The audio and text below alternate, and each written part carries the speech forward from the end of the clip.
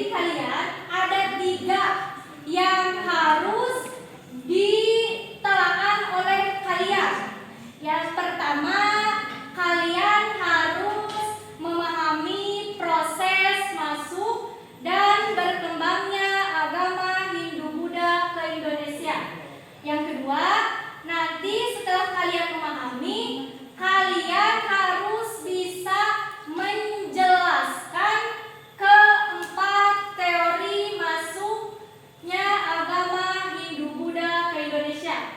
Itu yang harus kalian pahami terlebih dahulu. Ya, jadi ada yang harus kalian kerjakan. Ya, baik.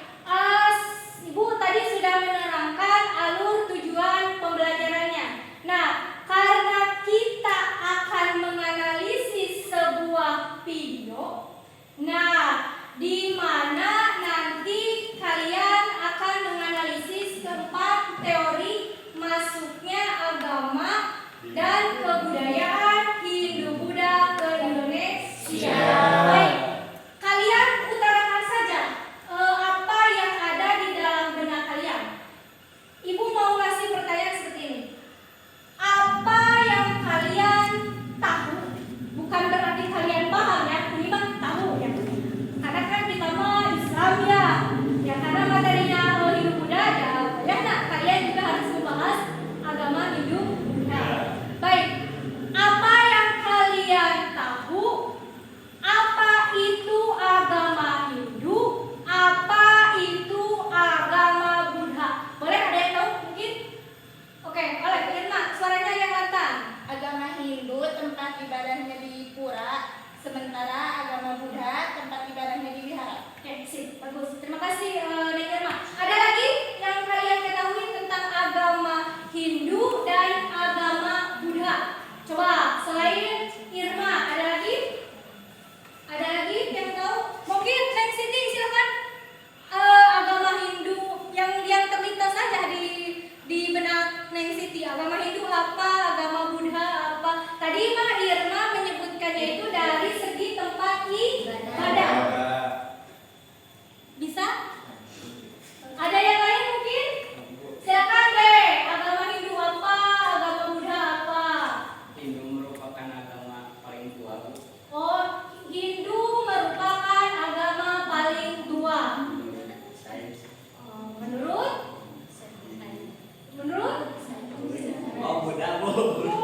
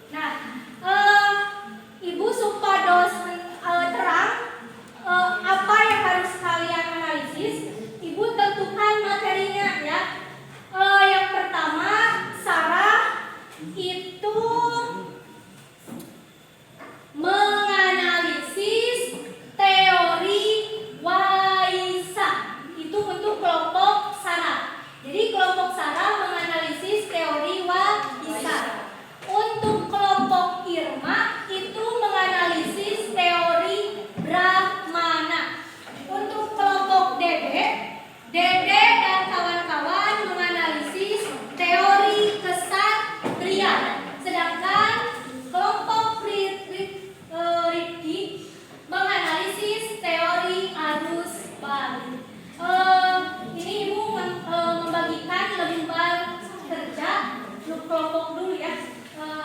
Sarah ini dipegang, Irma, terus Dede, terus Riti. Nah, itu untuk yang kelompok. Selanjutnya untuk yang individu, ya, yang individu. Boleh di sini ya.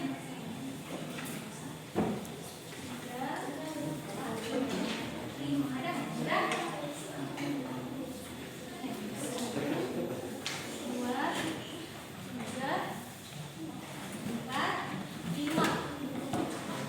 Oke, yang kelompok Dede ini untuk individunya.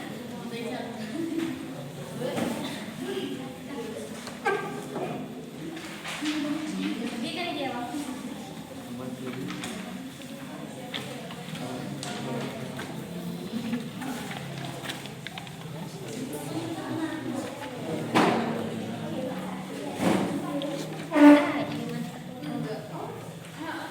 Oke, kalian sudah dapat LKPD-nya ya, baik itu kelompok ataupun individu. Nah, kalau kelompok itu cukup diisi perwakilan satu. Jadi tiap kelompok itu cukup satu. Kalau individu itu berupa soal, jadi kalian harus mengerjakannya masing-masing. Nah, ada yang mau ditanyakan seputar apa yang kalian kerjakan pada hari ini? Sudah jelas ya? Kalau sudah, silakan lihat dulu materinya di PowerPoint ya.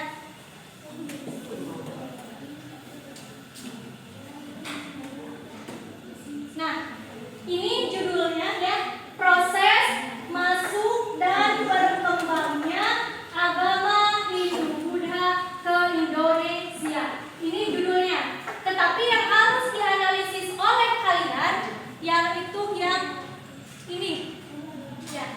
Jadi yang harus dianalisis oleh kalian yaitu teori Waisak, teori Brahmana, teori Kesatria, dan teori arus balik. Tadi di awal sudah disebutkan teori Waisak kelompok siapa yang menganalisis, teori Brahmana kelompok siapa, teori Kesatria kelompok siapa, teori arus balik kelompok siapa. Nah, sekarang kita masuk ke analisis. Jadi ibu akan menayangkan sebuah video. Nanti kalian cermati sesuai dengan tugasnya masing-masing. Jangan mencermati tugas kelompok yang lain ya, tapi cermati tugas kelompok masing-masing. Nah, apabila dalam satu kali pemutaran masih belum ke analisis, nanti kalian boleh meminta untuk kembali diputarkan lagi videonya. Bisa dipahami? Bisa. Kita mulai untuk videonya.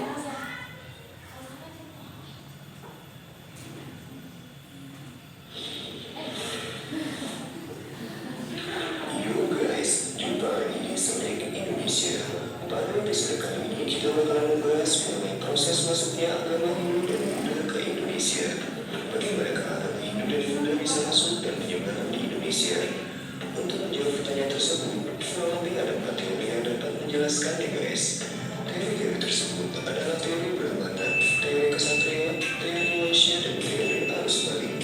Sebenarnya ada satu teori lagi, yaitu teori sumber yang dikemukakan oleh Van Weber. Namun teori ini terbilang lemah dan tidak sekuat 4 teori lainnya. Oke guys, langsung saja teori pertama, teori Waisya.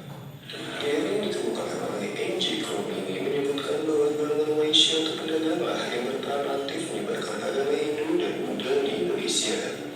Hubungan dagang antara India dan Indonesia sudah berlangsung sejak abad 1 Masehi. Kepulauan Indonesia merupakan jalur laut perdagangan dari Tiongkok menuju Timur Tengah ataupun sebaliknya. Pada mulanya, para pedagang India berlayar untuk berdagang. Pada masa itu, jalur perdagangan hanya ditempuh melalui jalur laut, dan mereka menggunakan kapal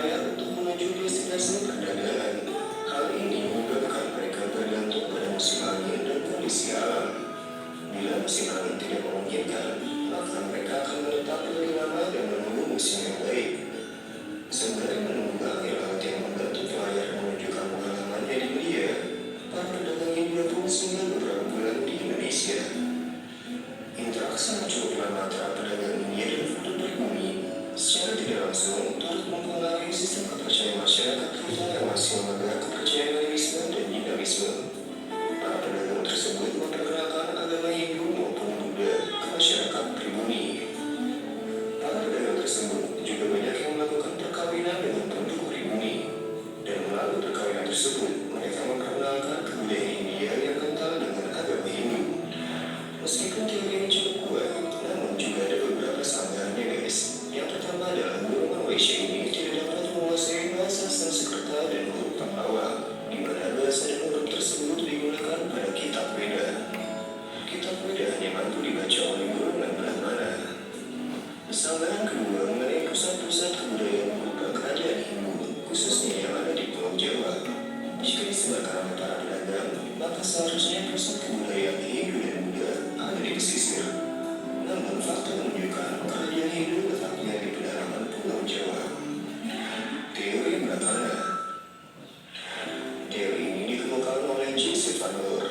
Menurut sejarawan Belanda ini, masuknya agama Hindu dan Buddha disebarkan oleh golongan Brahmana atau pemuka agama. Menurut van Leur, para Brahmana datang dari India ke Indonesia atas undangan pemimpin suku dalam rangka melegitimasi atau meresmikan diri mereka sehingga setara dengan raja-raja di India. Sebelum masuknya agama Hindu dan Buddha ke Indonesia, sistem kemasyarakatan bangsa kita masih memegang sistem adat di mana kepala suku adalah pemimpin masyarakat guys. Jika ditelusuri dari kerajaan Hindu pertama di Nusantara yaitu Kerajaan Kutai, maka agama Hindu disebarkan sekitar abad 4 Masehi. Berdasar teori ini yaitu pengamatan terhadap peninggalan kerajaan-kerajaan di Indonesia, khususnya prasasti yang tertulis, di mana huruf Pallawa terukir dalam prasasti dan berbahasa Sanskerta. Brahmana adalah satu-satunya golongan yang mampu menguasai bahasa Sanskerta dan huruf Pallawa. Teori ini juga memiliki sanggahan guys, meskipun hanya Brahmana saja yang bisa membaca kitab Veda, namun terdapat tantangan di mana para Brahmana tantang untuk menyeberangi lautan. Untuk mencapai Indonesia pastinya harus menyeberangi lautan ya guys. Teori Ksatria.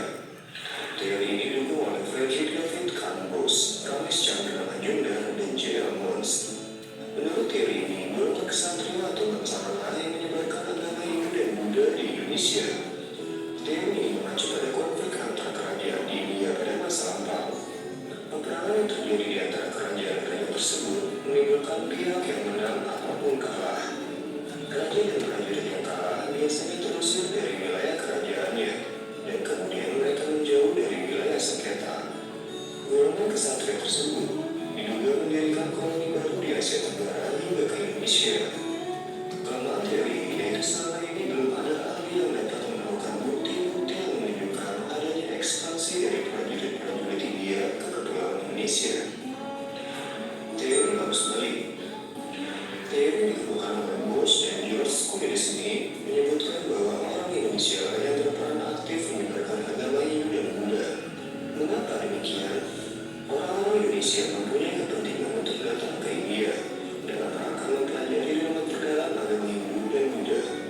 Hal ini tertuang dalam prasasti Nalanda yang menyebutkan bahwa Raja Balaputradewa dari Sriwijaya telah meminta kepada Raja di India untuk membangun wihara sebagai tempat menimba ilmu pelajar-pelajar dari Sriwijaya. Setelah belajar di India, orang-orang Indonesia tersebut pulang ke tanah air dan menyebarkan agama Hindu dan Buddha. Mereka itu terdiri dari kaum terpelajar yang mempunyai semangat untuk menyebarkan agama Buddha. Kedatangan mereka disambut baik oleh tokoh masyarakat setempat.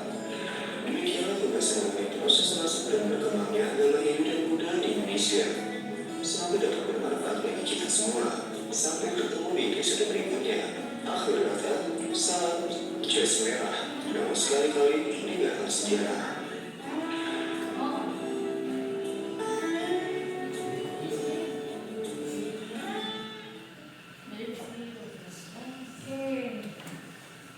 Sudah?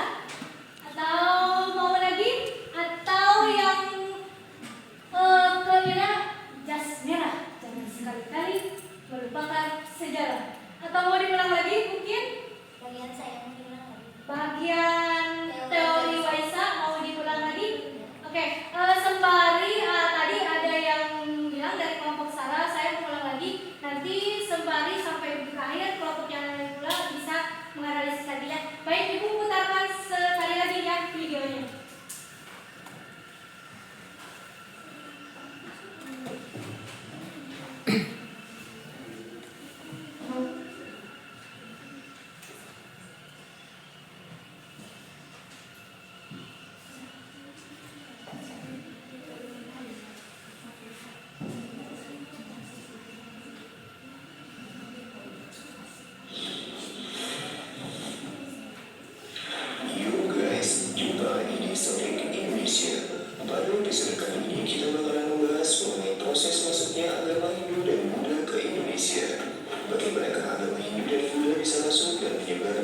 Indonesia?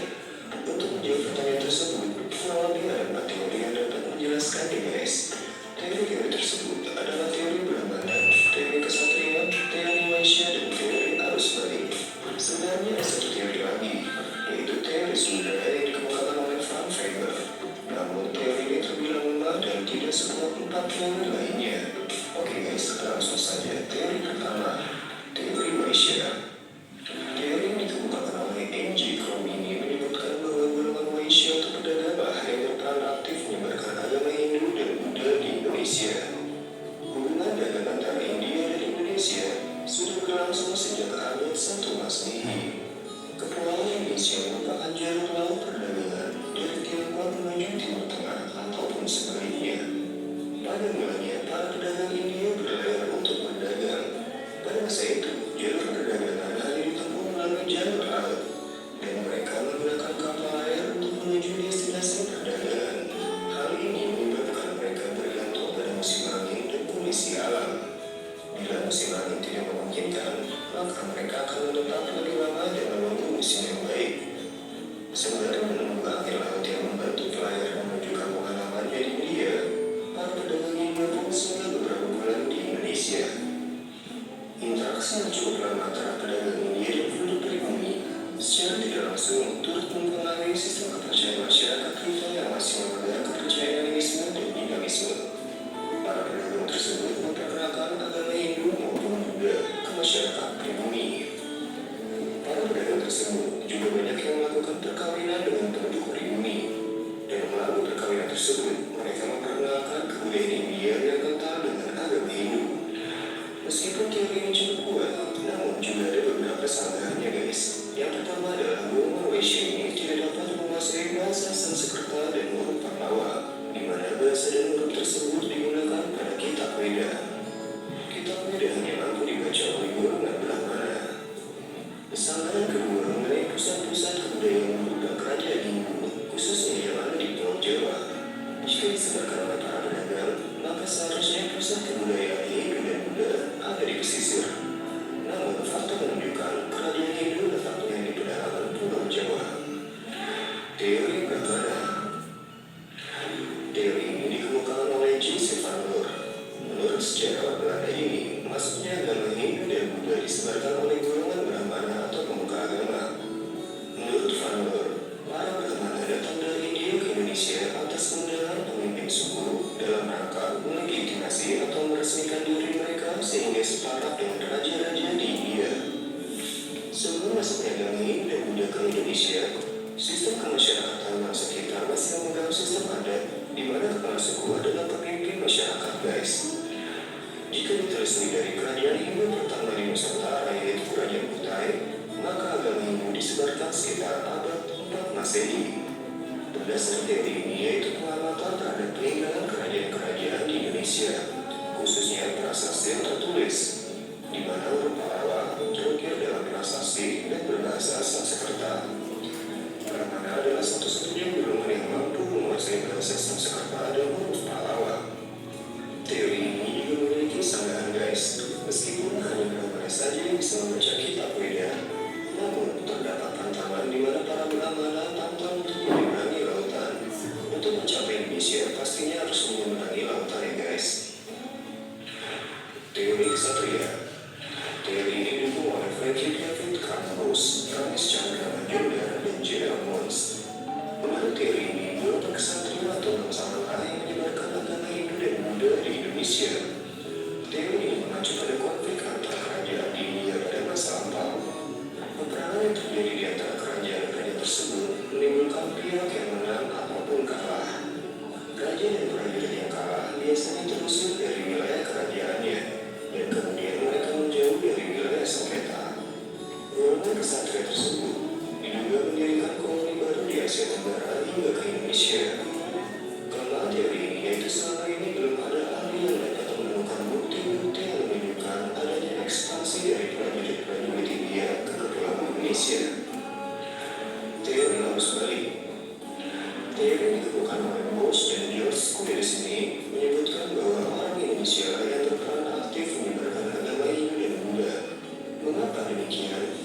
Orang-orang Indonesia mempunyai kepentingan untuk datang ke India dalam rangka mempelajari memperdalam agama Hindu dan Buddha.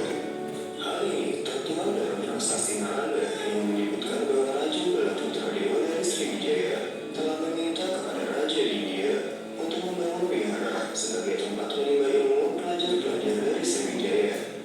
Setelah belajar di India, orang-orang Indonesia tersebut pulang ke tanah air dan menyebarkan agama Hindu dan Buddha. Mereka itu terdiri dari kaum terpelajar yang mempunyai semangat untuk menyebarkan agama Buddha. Kedatangan mereka disambut baik oleh tokoh masyarakat setempat. Demikianlah pembahasan mengenai proses masuk dan berkembangnya agama Hindu dan Buddha di Indonesia. Semoga dapat bermanfaat bagi kita semua. Sampai bertemu di episode berikutnya. Akhir kata, salam Jazz Merah. Jangan sekali-kali meninggalkan sejarah.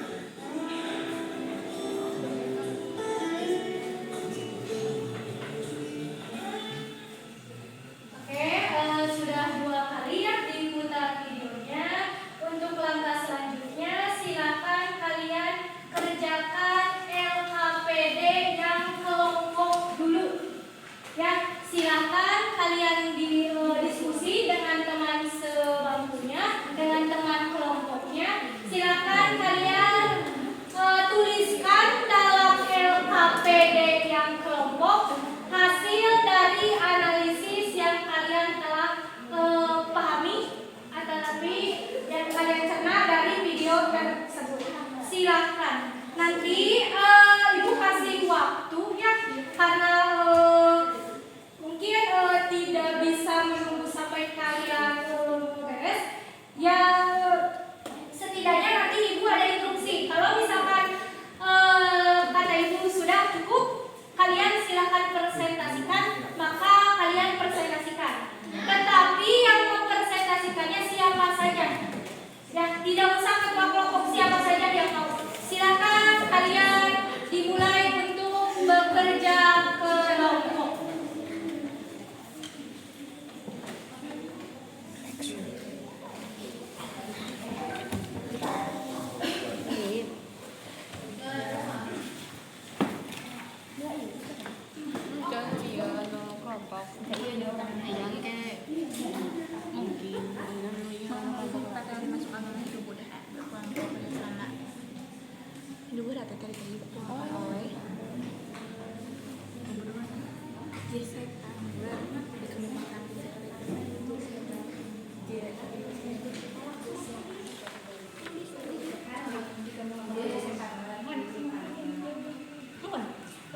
Nanti yang ditulis di sini adalah analisis yang kalian lihat dari video ini. Ya, jadi kalian cukup di sini saja. Ini mah sebagai panduannya saja. Ya. Ada lagi yang mau ditanyakan? Sudah. Siap, semangat.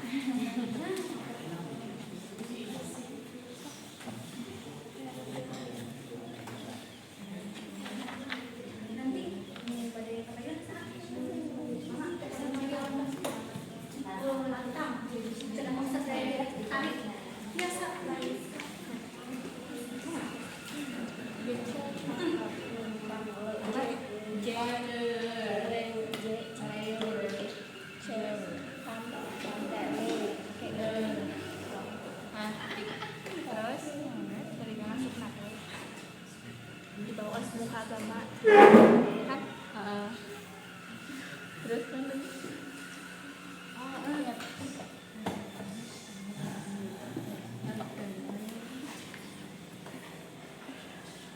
ini dari pemuka agama kan ini kan individu.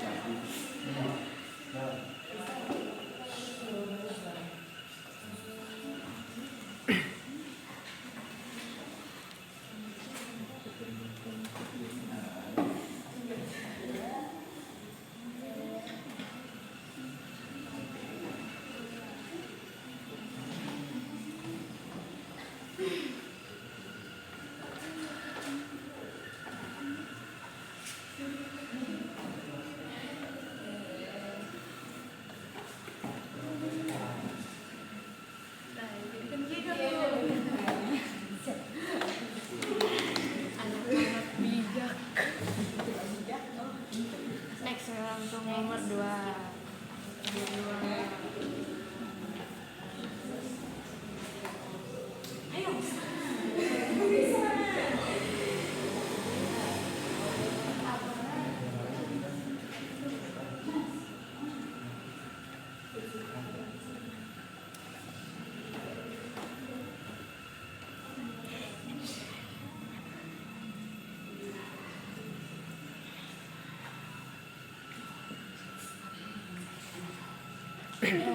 Langsung kan nomor 2 ini nama.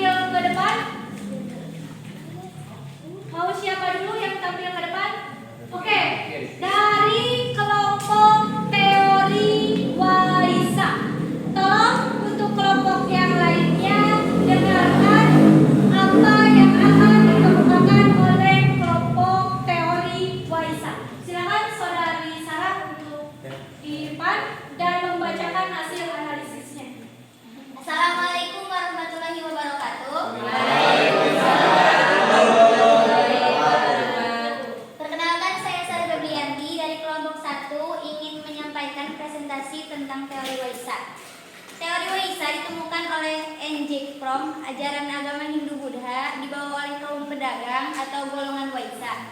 Hubungan antara pedagang India dengan pedagang Indonesia sudah berlangsung sejak 1 Masehi. Kepulauan Indonesia merupakan jalur laut perdagangan dari Tiongkok menuju Timur Tengah ataupun sebaliknya. Interaksi yang cukup lama antara pedagang India dengan penduduk pribumi secara tidak langsung turut mempengaruhi sistem masyarakat kita yang masih memegang kepercayaan animisme dan dinamisme.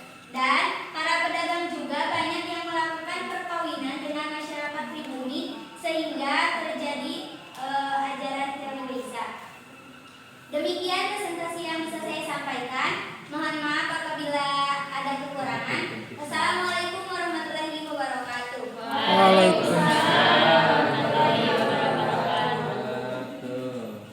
Baik, terima kasih untuk kelompok teori Waisa. Tadi sudah dipaparkan oleh perwakilannya dari Saudari Sarah Febrianti. Untuk selanjutnya siapa lagi yang mau mengemukakan? Berarti tinggal 3 kelompok ini. Baik, dari kelompok teori Brahmana silakan. Neng Siti Nuraini untuk ke depan. Assalamualaikum warahmatullahi wabarakatuh. Perkenalkan, nama saya Siti Nuraini. Saya dari kelompok 2. Teori Brahmana dikemukakan oleh J. I. Van Leeuwen. Menurut sejarawan Belanda, masuknya agama Hindu Buddha disebarkan oleh golongan Brahmana atau pemuka agama.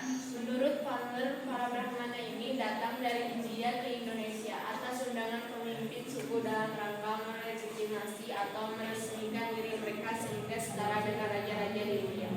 Sebelum masuk agama Hindu Buddha, sistem kemasyarakatan kita masih memegang kepala suku atau kepala adat, di mana kepala suku adalah pemimpin masyarakat.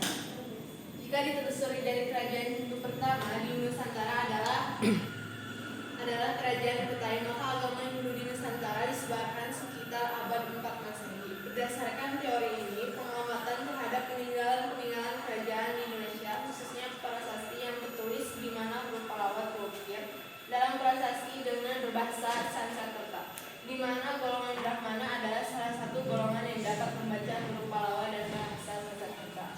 Sekian dari saya, terima kasih. Wassalamualaikum warahmatullahi wabarakatuh. Waalaikumsalam.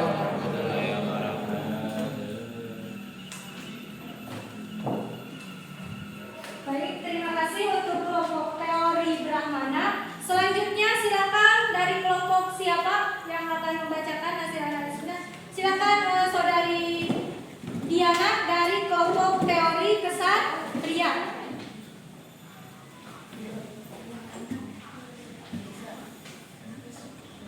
Assalamualaikum warahmatullahi wabarakatuh. Waalaikumsalam warahmatullahi wabarakatuh. Izin mempresentasikan hasil kerja kelompok kami. Perkenalkan dulu, nama saya Diana Sylvie Nur Hidayat dan teman-teman saya ada Farhan, Ilham, Orin, Taufik. Sekian teman-teman saya. Saya akan menyampaikan teori kesatria. Teori kesatria ditemukan oleh PDK, Bosch, RC, Majumdar, LJ, Moss. Menurut teori ini, golongan kesatria atau golongan bangsawan lah yang menyebarkan agama Hindu dan agama Buddha. Teori yang mengacu pada konflik antara kerajaan di India pada masa lampau, peperangan yang terjadi antara kerajaan-kerajaan tersebut menimbulkan pihak yang menang ataupun yang kalah. Raja dan prajurit yang kalah biasanya terusir dari wilayah kerajaannya dan kemudian mereka menjauh dari wilayah sengketa. Golongan kesatria tersebut diduga mendirikan koloni baru di Asia Tenggara hingga ke Indonesia. Sekian analisis saya. Assalamualaikum warahmatullahi wabarakatuh. Waalaikumsalam. Baik, selanjutnya untuk satu kelompok lagi, silakan teori arus balik ke depan perwakilannya.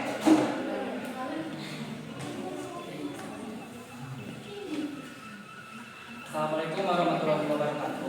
Waalaikumsalam warahmatullahi wabarakatuh. Perkenalkan, saya Rifki Hairul Ramdhani dari kelompok 4. Saya di sini akan menyampaikan hasil analisis dari kelompok saya. Teori arus balik. dikemukakan oleh FDK Bots J. Kodes. Menurut teori ini, orang Indonesia lah yang aktif dalam menyebarkan agama Hindu Buddha. Mengapa demikian? Orang-orang Indonesia mempunyai kepentingan dengan dating ke India dalam rangka mendalami agama Hindu dan Buddha. Hal ini tertuang dalam prasasti Nalanda yang menyebut Raja Balaputradewa dari Sriwijaya telah meminta kepada Raja India untuk membangun wihara sebagai tempat untuk menimba ilmu pelajar-pelajar dari Sriwijaya. Setelah belajar di India, orang-orang Indonesia tersebut kembali ke Indonesia dan menyebarkan agama Hindu Buddha. Mereka itu terdiri dari kaum terpelajar yang mempunyai semangat untuk menyebarkan agama Hindu dan agama Buddha. Kedatangan mereka disambut baik oleh tokoh masyarakat setempat. Sekian dari kelompok saya. Wassalamualaikum warahmatullahi wabarakatuh. Waalaikumsalam warahmatullahi wabarakatuh. Oke, terima kasih untuk 4 kelompok yang sudah menjelaskan atau sudah menganalisis dari keempat teori masuknya agama dan kebudayaan Hindu-Buddha ke Indonesia. Baik, sebelum kalian mengerjakan LKPD secara individu, kita simpulkan dulu ya dari pengamatan kalian. Nah, setelah kalian menampilkan secara berkelompok, dimohon kalian duduk di kursinya masing-masing. Jadi tidak berkelompok lagi. Jadi silakan kalian mengerjakan LKPD yang individu. Sebelum nanti kita menunjukkan tempat teori dan seterusnya.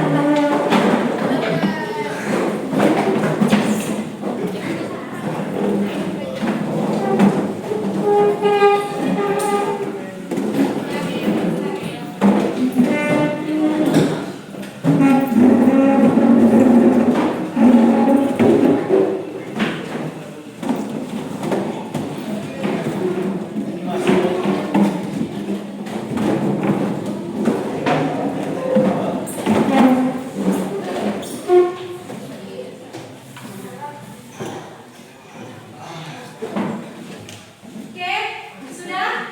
Nanti tadi kan kalian sudah mengemukakan hasil analisis dari tiap kelompok. Nah, nanti sebelum ibu menyimpulkan, nanti kan kita di akhir bersama-sama untuk menyimpulkan keempat teori tersebut. Tapi sebelum menyimpulkan keempat teori tersebut, tadi kalian sudah mengerjakan LKPD secara kelompok dan sudah ditampilkan ke depan per tiap kelompok. Sekarang silakan kalian kerjakan LKPD yang individu. Silakan kerjakan sekarang. Nanti apabila ada himbauan harus dikumpulkan, maka tolong dikumpulkan ya.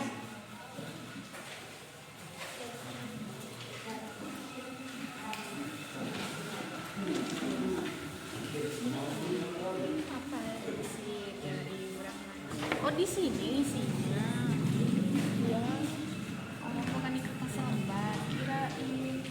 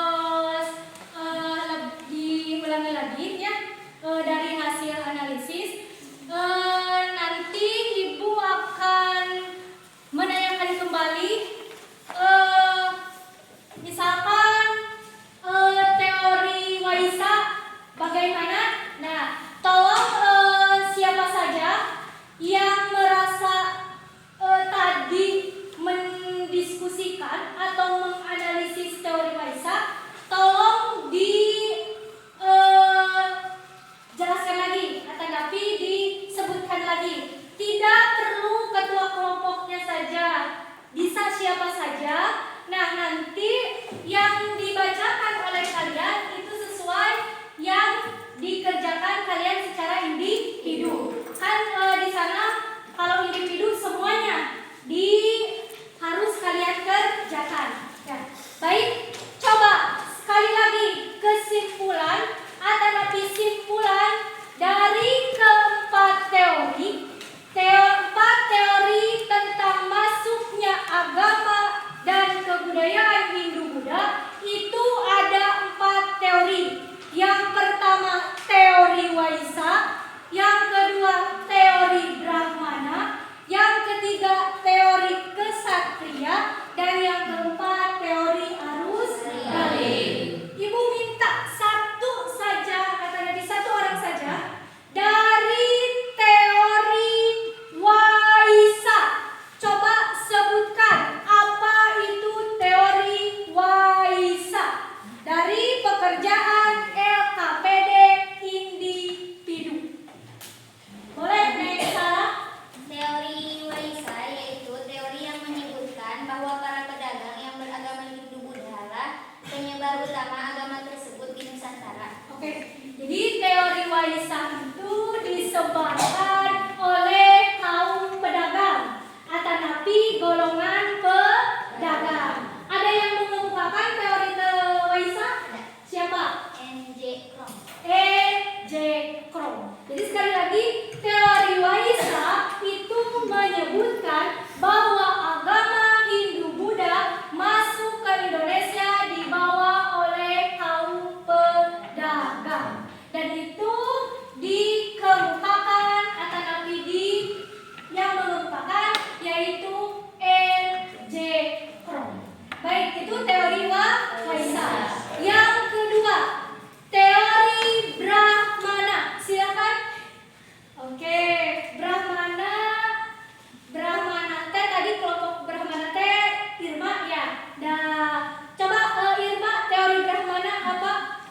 Teori Brahmana dikemukakan oleh Chandler yang mengemukakan bahwa para kaum Brahmana diundang datang ke Nusantara karena ketertarikan raja-raja yang berkuasa dengan ajaran agama Hindu-Buddha, sehingga raja-raja tersebut menetapkan para kaum Brahmana untuk mengajarkan agama Hindu-Buddha tersebut untuk raja dan rakyat di Nusantara. Oke, jadi ibu simpulkan lagi ya tadi apa yang dikemukakan oleh Irma. Jadi kalau teori Brahmana ini dibawa oleh golongan pemuka agama atau napi pendeta. Itu isi dari teori Brahmana. Jadi agama Hindu-Buddha masuk ke Indonesia itu dibawa oleh kaum pendeta atau pemuka agama. Siapa yang mengemukakan teori Brahmana? J.C. Pandral atau Pandral, tidak apa-apa ya. Itu teori Brahmana. Selanjutnya teori Kesatria. Siapa yang mau mengemukakan teori Kesatria? Boleh? Teori kesatria, pada zaman masuknya Hindu-Buddha ke Nusantara di antara India dan Cina sedang berlangsung peperangan saudara. Raja-raja yang kalah peperangan melarikan diri ke Nusantara untuk berlindung. Lambat laun mereka mendirikan kerajaan kembali di Nusantara dengan corak-corak yang berhubungan dengan agama Hindu-Buddha atau yang sebelumnya mereka anut. Oke, jadi ibu simpulkan dari apa yang Diana sebutkan barusan. Jadi untuk teori kesatria ini masuknya agama Hindu-Buddha itu dibawa oleh kaum prajurit. Kalau dilihat dari apa yang tadi dikemukakan oleh Diana. Dan ada yang mengemukakannya yaitu, boleh satu saja, siapa? Keriji. Oke, tapi JC Mohanisnya ada di sana ya. Itu untuk teori kesatria. Cibuke rada susah kalau menyebutkan yang bersifat Inggris ya, susah. Mohon maaf, jadi tidak apa-apa. Oke, selanjutnya yang terakhir teori arus balik. Siapa? Boleh saudari Nabila? Teori arus balik ditemukan oleh Deka. Bos teori ini berasumsi bahwa perkembangan ajaran Hindu-Buddha yang pesat di India, kabarnya sampai terdengar sampai ke Nusantara dan kemudian menarik minat para kaum terpelajar di Nusantara untuk berburu ke India. Oke, jadi yang dikemukakan oleh saudari Nabila bahwa teori arus balik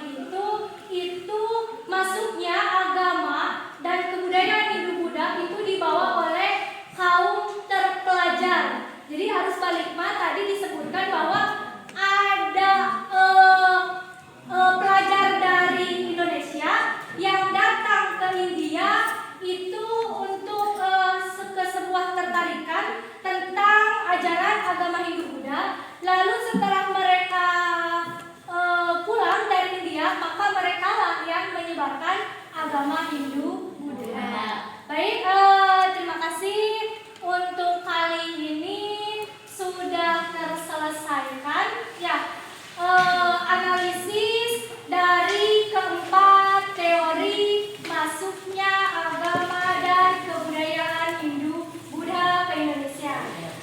Untuk selanjutnya LKPD yang kalian kerjakan silahkan kumpulkan di meja ini.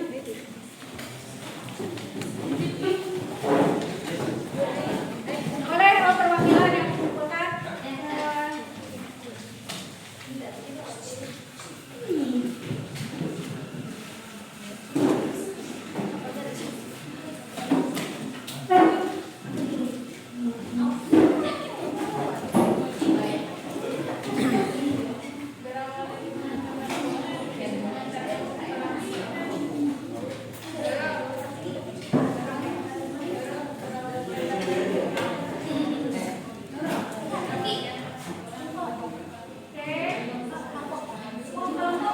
Tadi harus diizinkan sama kelompok. Oke, untuk evaluasinya nanti Ibu lihat dari hasil pekerjaan kalian ya, baik itu LKPD yang individu atau LKPD yang sekelompok. Untuk minggu depan ini sedikit supaya kalian bisa mencari-cari materinya. Jadi untuk minggu depan kalian silakan cari mengenai kerajaan-kerajaan Hindu Buddha. Mungkin karena kerajaan Hindu Buddha yang pertama itu kerajaan Kutai. Nah itu untuk minggu selanjutnya. Baik, untuk pertemuan kali ini dicukupkan sekian. Silakan ketua kelas untuk memimpin lagi doa berakhirnya kegiatan pembelajaran hari ini. Sebelum kelar, akan bagi kita berdoa dalam hati.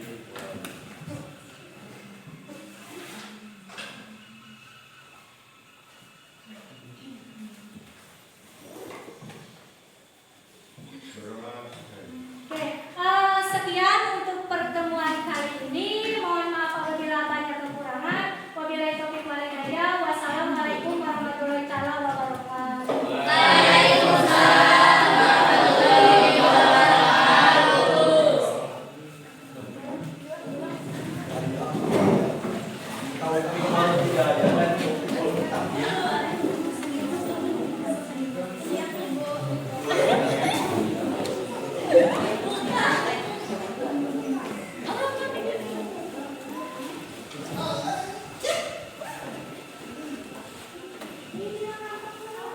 Thank you.